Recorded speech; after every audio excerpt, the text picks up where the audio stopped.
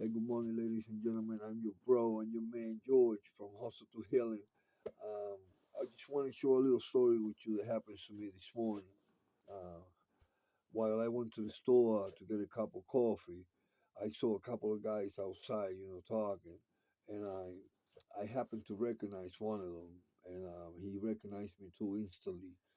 And so we started talking, and I noticed that he had an oxygen tank. He was carrying an oxygen tank with him, and I asked him, what was going on, and he gave me a little brief detail of, why he was using the oxygen tank, and so as I started kicking it to him, I told him I give him a little update of what it was about and what I was doing, I tell him that I was working, in my recovery.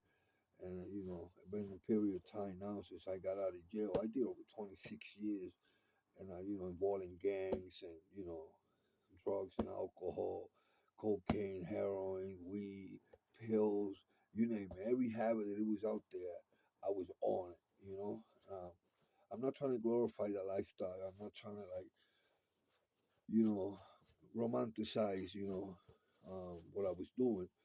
But, long story short, I offer him, if he wanted to go to detox or something like that, that I had connection to get him, to work on his recovery and to get him into a program. And, I tell him that, like the old saying, a journey of 1,000 miles begin with a single step, he had to make that step forward. And he told me he refused and told me that, you know, he gave up basically in life because, at this stage, he just might as well just continue to do what he was doing, which it was off and running. And, you know, I tell him about, there is a better life, and I continue to try to motivate the guy and encourage to, but he completely refused. And it's sad. It's sad when I see my people out there, off and running and, really hooked up in drug and alcohol. I wish I can change people, but I can't, man. Um, like the old saying, also, you can lead a horse to the water, you can't make them drink, unfortunately. But uh, for me, it's really sad because I don't forget where I came from. You know, um, we all wish for good things to happen. We cannot just pray and then sit back and expect miracles to happen. We got to back up our prayer with action. That's like asking God for a job, and you can't expect the job to come and knock on your door. You know, but there is hope, and like I said in my other video, the road ahead is always going to be under construction.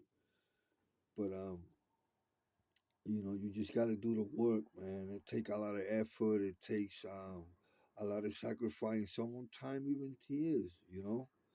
But there is hope. You know, and there is many people out here, man, who are willing to help you and do whatever it takes. But you got to do the step work. You got to be willing to do what it takes or to go to any length to get it. To achieve sobriety, to work on your recovery. Um, but if there's any guy out there, man, that is connected with working with kids on strike two or scared straight, I got a lot of goals and dreams, but one of my goals in which I feel passion for is to work with kids that are starting to walk in the shoes that I walked for many years.